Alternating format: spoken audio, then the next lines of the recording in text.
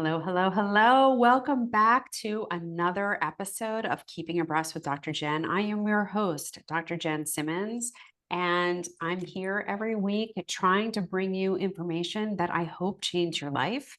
And I talk all the time about, we have seasons of life. And as those seasons of life change, so too does our metabolism. And much of the changes that are happening in our metabolism are happening as a result of a change in muscle mass as compared to how much fat you have. And this isn't about gaining weight. This is literally about a transformation of your body composition. And so I thought that because this is a problem for everyone across the board, I thought that it was a really, really, really important conversation to have. And so I am delighted to have Ellen Ludwig here today so that we can talk about this together because Ellen is a certified coach for the Faster Weighted Fat Loss program. And I don't know if you guys know about that program, but it is amazing. She's a certified macro coach. She's certified in menopause for women athletes. So this is someone that knows her stuff, has been doing it a long time. And this is the person that has seen these changes that happen just as a part of nature, as our hormones change. You have helped women to combat that change. So I'm so delighted to have you here and to speak to my audience about this very, very, very important topic. Absolutely. Thanks, Dr. Jenn, for having me on. I feel like I could talk about this topic all day long. So Good. this, Well, we'll have you for the next hour. yeah, So there we go. you can talk our ear off for the next hour. So first, I would love to hear a little background, how you got into this space, and then what made you interested in helping the menopausal, postmenopausal woman. Yeah, thank you. Okay. So I was telling Dr. Jenn earlier a little bit about myself. I always say that fitness found me. I didn't find fitness. I, in fact, fell in love with exercising when I was 12 years old.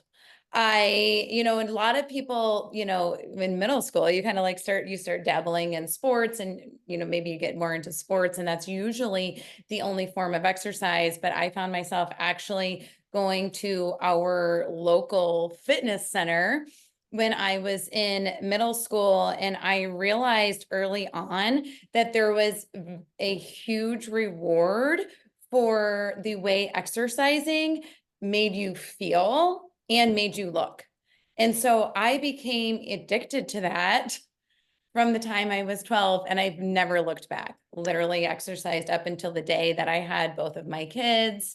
And it's God just, bless you. You're yeah, really lucky because yeah. for people like me, there is no worse torture than exercise. I'm going to give a shout out to a woman who probably doesn't want to be thought of as my trainer, but is my trainer. Her name is Jenn Moore. And I love her. She's been my friend for decades, but I love her as a person and I hate seeing her twice a week. Like, Yeah. hate it. Really Yeah. hate it. Yep. It can, Sorry, Jen. and it's so true. Exercise, it can feel like a chore. And I do feel so grateful. And every morning I wake up thinking, oh my gosh, I am so grateful that I actually look forward to exercising every day. So, but listen, ladies, whether you like it or you don't like it, it is our duty to take care of our bodies. And it is something just like brushing your teeth that you have to do. Okay. Yeah. So we need to sometimes put our big girl pants on, just like we tell our kids that, you know what, there's things in life that you don't necessarily like to do, but you have to do them. This is part of life. We only have one body, only one body. Yep. And many of us here, and I know many of your listeners know, and they know how fortunate they are to have that body. So we have to take care of it. And there's a way that we can do it in a way that actually works with our hormones and supports our hormones versus working against them. And we're going to talk about that. Yeah. Um, and you did say that we have a duty to take care of our bodies. So I just want anyone who has a religious inclination to know we are actually commanded. We are Yeah. commanded to take care of our bodies. So um, let's talk about why did you have an interest in working with menopausal Oh women? yeah, great. Sorry, didn't answer that question. Well, No, it's okay. I am 44 now, I'll be 45 in about 6 weeks. And I've been an online health and You're fitness just a coach kid. for yeah, for 10 years. And so gradually, as I got older and I started helping more and more women, the women that was helping, they were aging, and everybody was coming to me basically at 52. Some days, I swear, every single client is 52, right? But They wake up. I just wonder if, that is a time for a lot of women where they lose control of their body. Yep.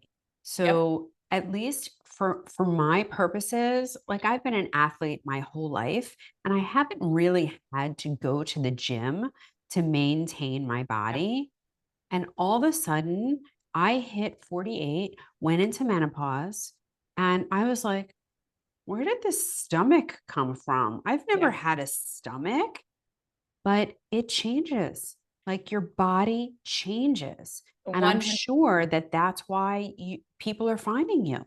Exactly. It's literally like they woke up one morning, went to bed one night, woke up one morning, hit 2 feet on the ground, and they look down and they're like, where did this come from? Just like you said, because like you said, oh, I was an athlete, like I didn't really have to do much to maintain my body. And that's so often what I hear of like, oh, I was just doing the thing. Maybe I was exercising. Maybe I was walking, I love walking or just walking, or I'm just doing my cardio that I always did in my 20s and 30s, or I've just not really changed anything with my nutrition. Well, listen up, ladies.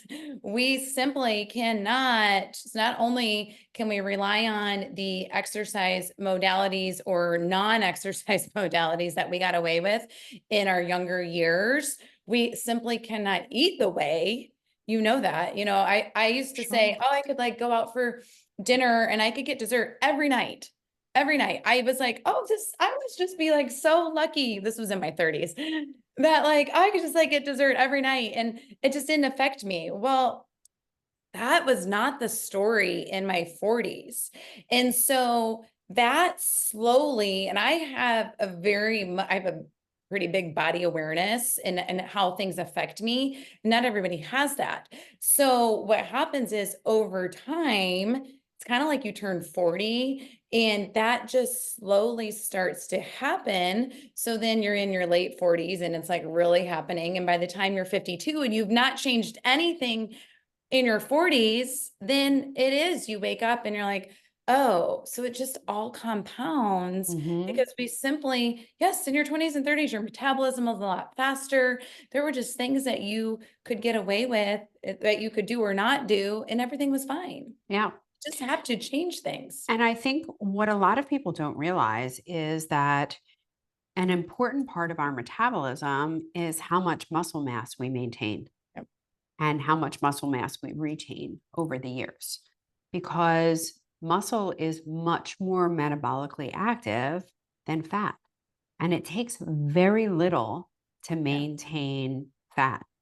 Very little in terms of calories, very exactly. little. Like it's easy to stay fat, Yeah. right? Very easy. Hard to lose fat. And with muscle, like you want to maintain that muscle mass so that you can maintain your metabolism. And this is especially important in cancer because cancer is a metabolic disease. Yep. So you don't if you want to maintain your metabolic health, you need to maintain your muscle mass. But that gets increasingly harder as you age. Absolutely. So I don't know if you're aware of this statistic, but listen, we lose 3 to 5% of our muscle mass every decade after the age of 30. Okay. Again, so if you've got listeners out there that are younger too, I mean, this needs to happen in Yeah. your 30s, in your 40s, in your 50s, in your 60s. And all of a sudden you're in your 50s and 60s and you've done nothing to, work on, building that muscle up. It was not too late. I'm going to tell you that late, no matter what age you are. I So work with women is in it their never too 70s. late? It's Is it never never too too late. late? I work with women in their 70s who are just getting started. So as we go through menopause and estrogen declines, estrogen is our hormone that is like our muscle building hormone. We need estrogen to build muscle, but it declines. So we have to combat that. The way to combat that is to strength train, and also you have to eat well. Okay, they go hand in hand, strength training and nutrition. So we could lift weights all day long, but if we're not fueling our bodies Yeah. correctly, then we're not Yeah. going to build the muscle. So we need to do both, and it's not too late to start. Amazing. So how do we do that? What do women need to do in order to stop that process and then build and maintain muscle? Yeah, absolutely. So the first thing that you can do is just even 2 days a week, ladies. It's 2 to 3 days. We're not talking, every day we need to be You don't lifting you don't weights. you don't need to be like my 17-year-old son and go to the gym for 2 hours Yeah, every single day. exactly. You don't. Yeah. You don't. If you are just starting out, I recommend starting with 2 to 3 days. And we're talking, you can even start with basic. Jen's got a trainer, which is great. I coach a program, which is great. It's great to follow a plan. But even if you are starting out with basic, basic lunges, lunges, squats, I guarantee a lot, bicep curls, some bench rows, some overhead shoulder presses, some push-ups that you can even start doing on your knees. You can start, if you're just starting out, with body weight resistance Yeah. training. We start with body weight.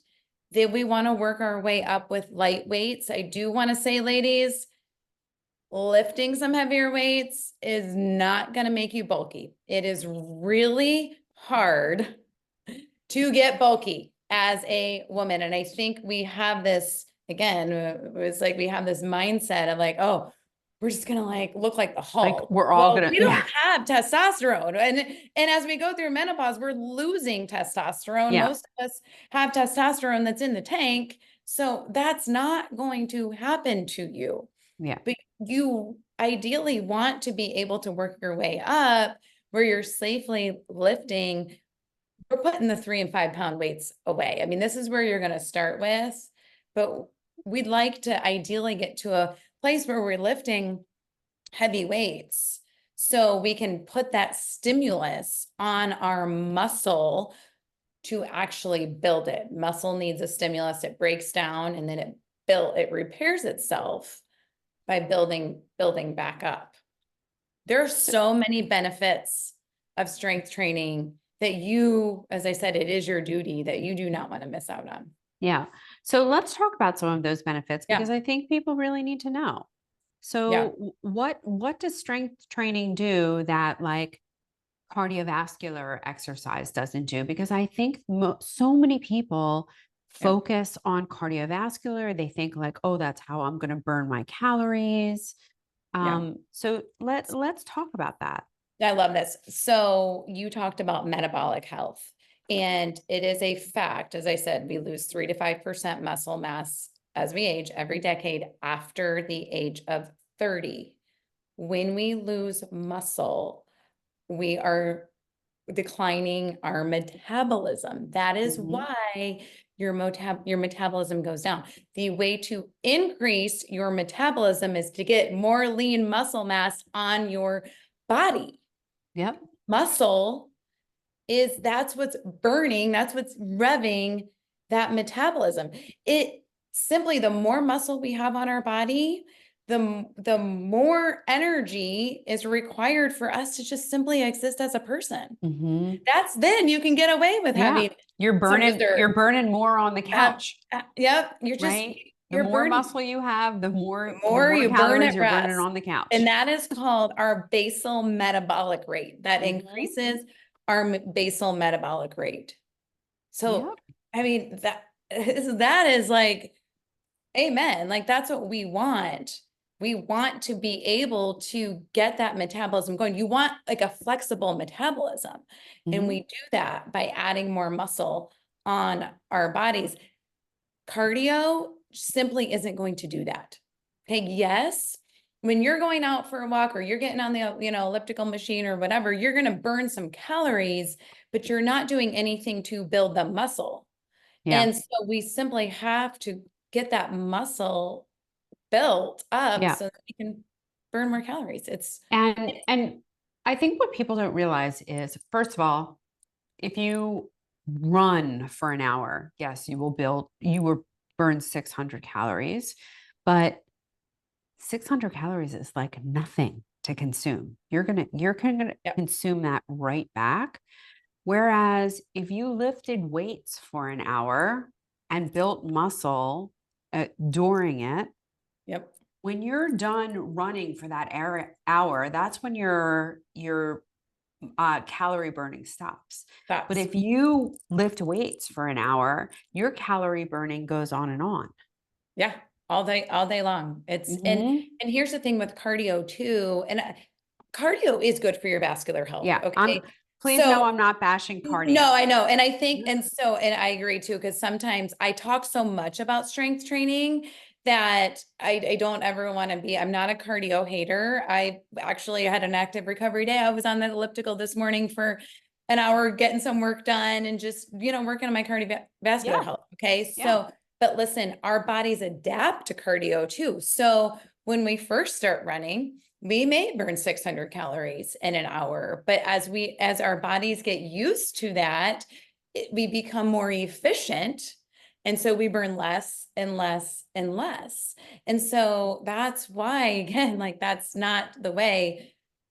We just want to make sure we have a well-rounded exercise regime, Yeah. but also on the metabolic health, one of the big things, and this is so big for preventing cancer too, is blood sugar.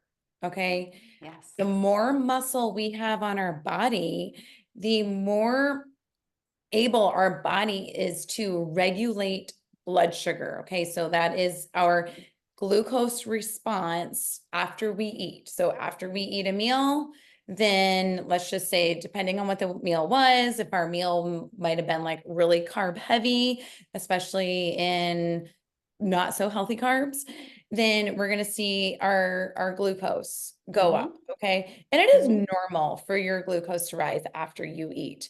But what can happen is we don't have that when we don't have all that muscle on our body that's going to, help to bring that down, our glucose can stay elevated. And Hmm. that's what we don't want. We don't Yeah. want that glucose to stay Yeah. elevated. So Especially because anytime that, having elevated glucose is actually a dangerous condition for the body. yeah, So we have a bunch of protective mechanisms built in. And one of those protective mechanisms is insulin.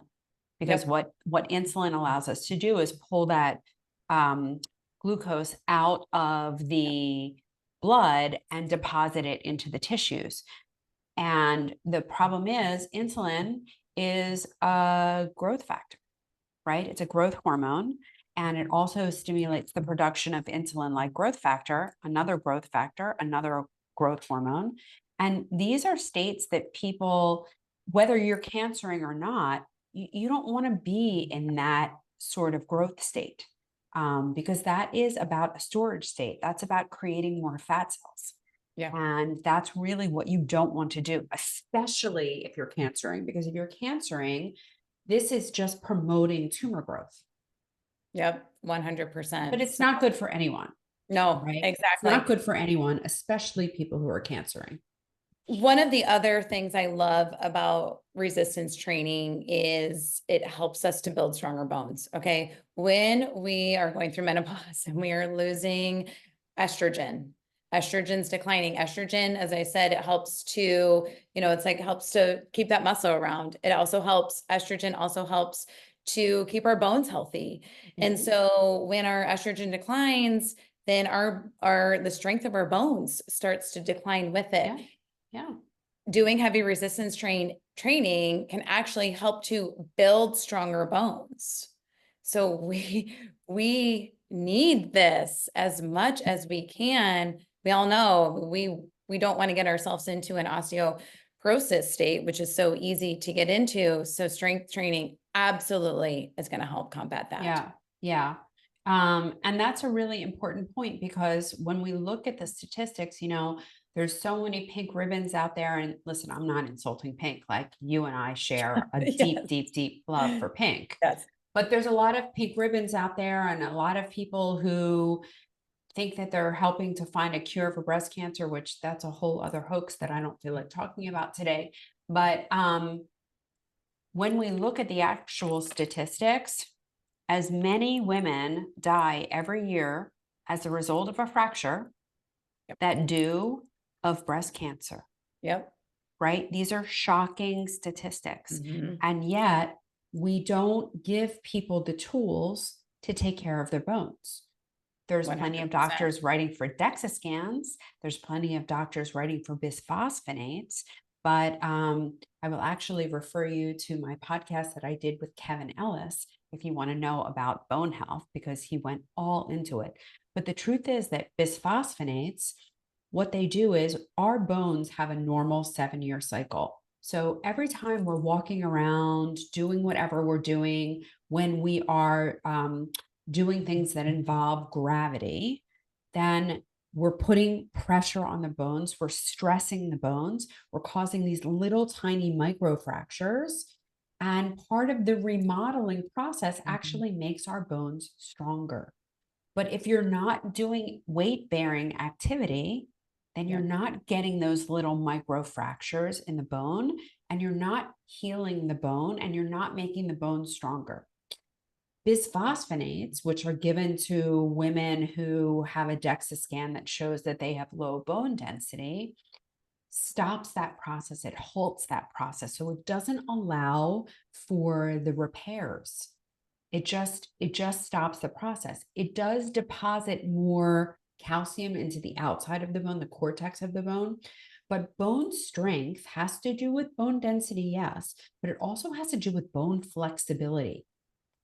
And when you deposit more calcium into the outside and you don't allow for the repair mechanism, you're not changing the fracture risk because you're actually giving people these brittle bones and they have atypical fractures because they lost that bone flexibility. So part of the weight bearing exercise is to allow you to have those micro fractures in your bone and allow your body to do what it's supposed to do. We are such smart machines. We just don't give the machine what it needs. Yeah.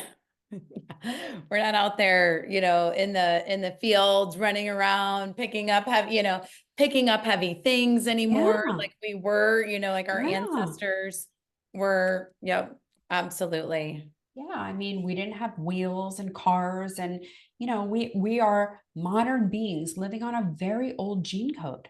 So our bodies only know certain things. We had to lift heavy things. Like, how Yeah. else did we put the boulder in front of the cave at night? Yeah. We had to lift heavy things. We had Yeah. to carry things from place to place. Like, we had to lift heavy things. Absolutely. And speaking of heavy things, just bringing in groceries, right? I mean, I don't know about you, but I live in a cold weather climate. So I have a garage, but my garage is cold. So when I'm bringing in groceries, I want to bring in as many bags. I mean, we're trying to bring in as many bags as we can. I have Yeah, both arms loaded up all the way. exactly. And then you're reaching Yeah. up to close your Yeah. trunk. And we want to be able to do that. We want to be able to do that as we age. We want to be able to get up and off. I don't have grandkids, but I will someday. And I want to be able to get up and off the floor Mhm. with my grandkids. Yeah. I want to, I want to be around for a long time. Yeah. And you want to be feeling good and prevent injury, right? And Yep. as Yep. you were saying, it's like we know that, the bone fractures happen just as much as breast cancer does. We want to prevent injury. We want to prevent aches and pains. When we strengthen our glutes, do you know what happens?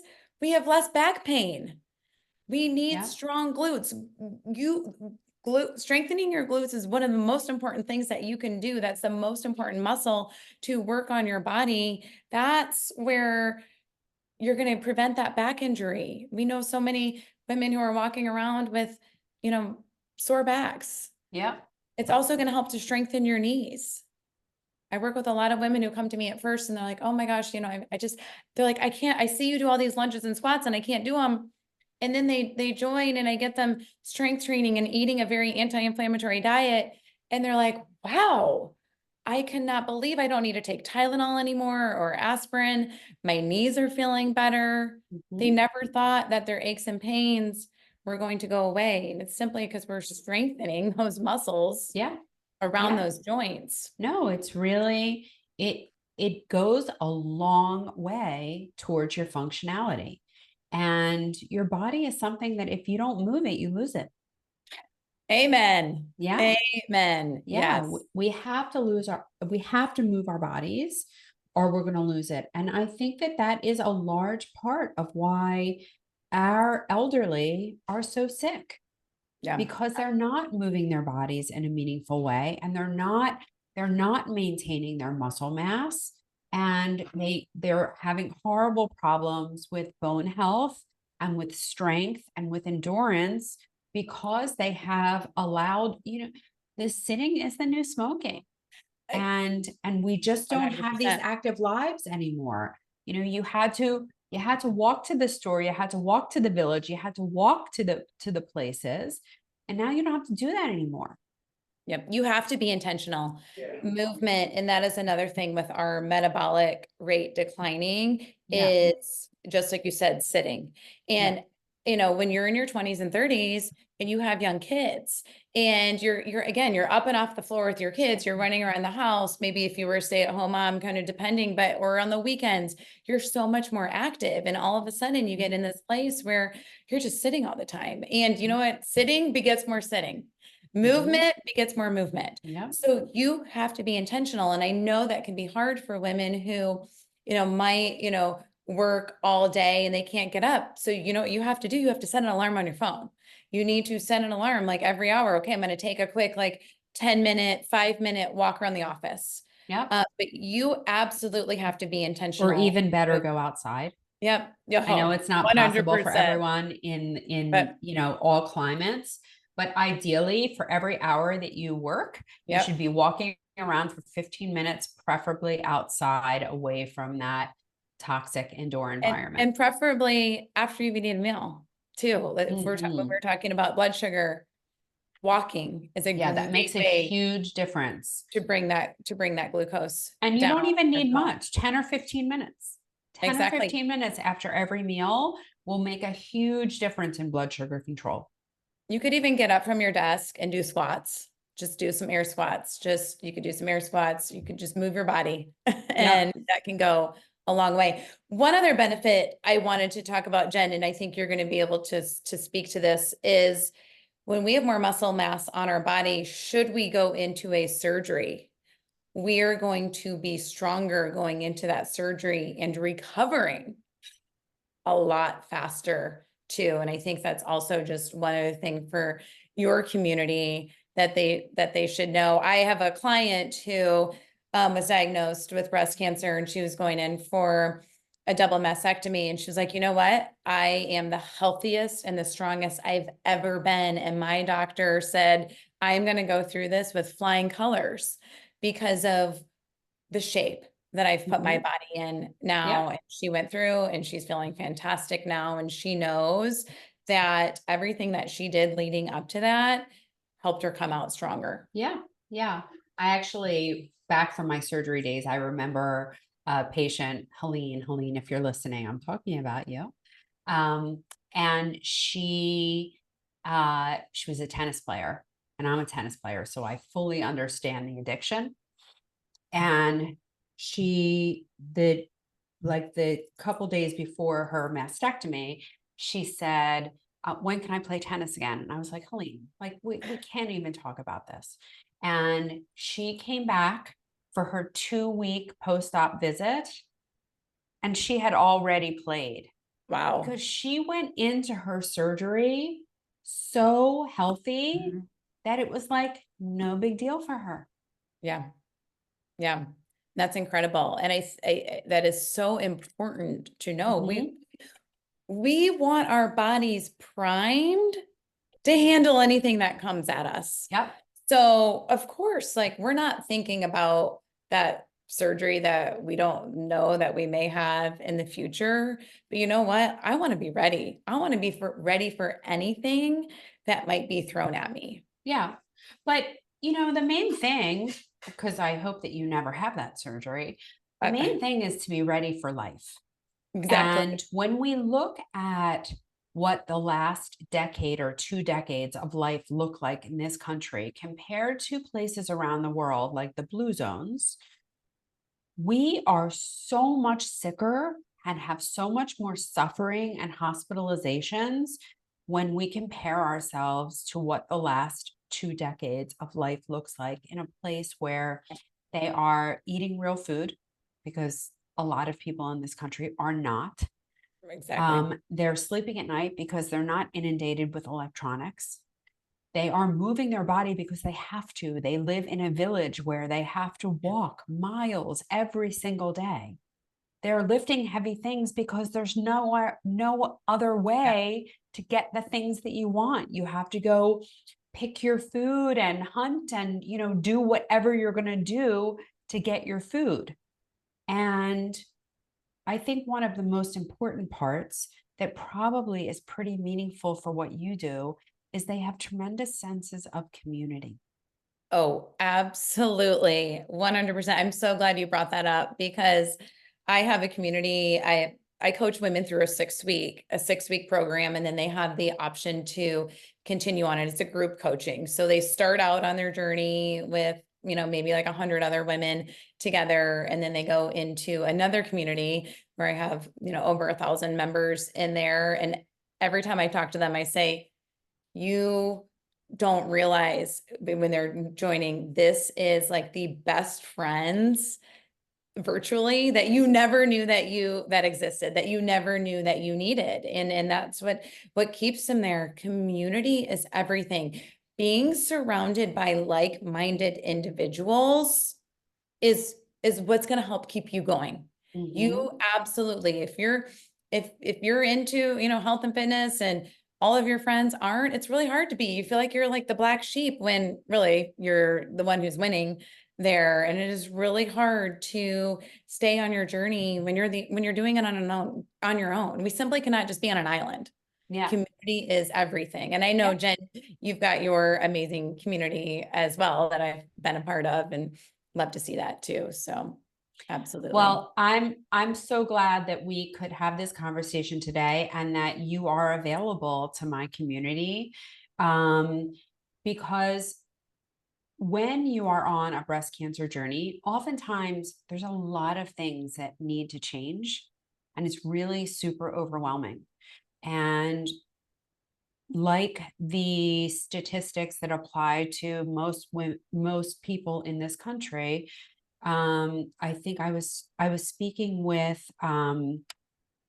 someone yesterday who was telling me that I think the new numbers, because I knew the numbers of metabolic health to be around 86% of Americans were not metabolically healthy. Wow. But Marcel Pick told me yesterday that it's 93%. 93% of Americans are not metabolically healthy. Wow.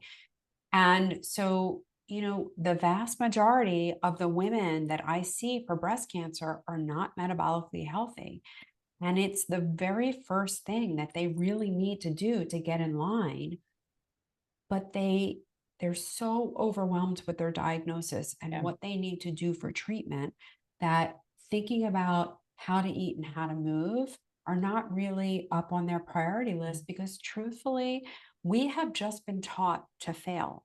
We have been Yeah. taught to get sick and take a pill, get sick and have a surgery, get sick and have a procedure.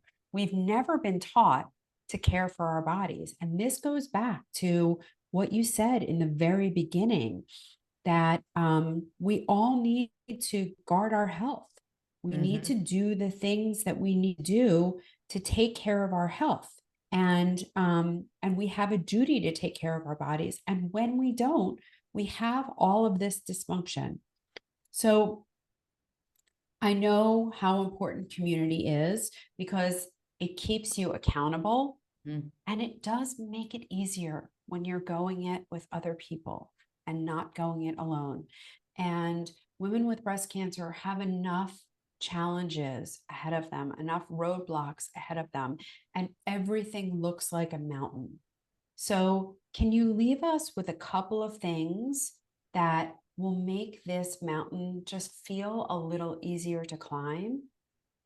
Yeah, absolutely. So I would say, yeah, first and foremost, just like that community, if you are feeling like you're on an island, reach out. Like, I would love to help you. There's, of course, there's lots of women out there that can help you. Following a plan is something that is just going to help you be a lot more successful than trying it on your own. I have found trying it on your own only can, take you so far. Mhm. So have a plan. Have somebody who's going to be by your side, a coach or a trainer, or who can show you the way. Because I'm dealing with a diagnosis and just, trying to figure out that and doing that on your own, you can hire a health and fitness coach who can give you an exact plan. There isn't any guesswork. Okay. And that's one thing that I help my clients with is there's no guesswork. We can just, we got the plan going. Okay. So, and just also know that it's never too late to get started. As I said before, whether you're, 40 or 50 or 60 or 70, it is not too late to get started. You only look forward and you do not look back. And I think if we can just think about it that way and know that I'm not looking back at what I did. I'm only going to look about at my future self, right? Mhm. And know that you don't have to be perfect. As I said, this isn't something that you need, like Dr. Jen's 17-year-old son spends 2 hours in the gym. You don't need to spend 2 hours in the gym. Okay. Mhm. Just getting started with 2 to 3 days a week can be very beneficial for you. Yeah. So let's And also, even if you're not going to the gym, I mean, you can do sit-ups and push-ups and lunges and squats and yep, that kind of thing and planks. You can do all that stuff at everything. home. I work out at home too. I've been working out. I haven't stepped foot in a gym for about 12 years. I do have equipment at home, but everything you do, you can do at home. I have ladies who pull out their workout equipment under their bed and they're doing it right in their bedroom, right in Mhm. front of their mirror. And that's all you need. You don't need fancy equipment. You Yeah. can literally get a set of dumbbells from, Walmart or Target, Mhm. and that's all you need. Yeah. So this is not something that requires a whole Yeah. lot of investment. And again, like we're not saying to do this so that you have cut arms or, That's a whatever. byproduct. Yeah. That I is mean, that is simply a wonderful a benefit. byproduct. But we're Yes. saying to do this because it increases metabolism, because it decreases blood sugar, because it allows for blood sugar regulation, because it decreases insulin. It helps to build stronger bones and strengthen your back. Back pain is one of the biggest complaints in this country. So, and ultimately, if you don't move your body, you are going to lose function in your body. And it is miserable to spend the last 10, 15 years in and out of the hospital because you don't have the function left in your body. Yeah. And I love that you say that it's never too late to get started.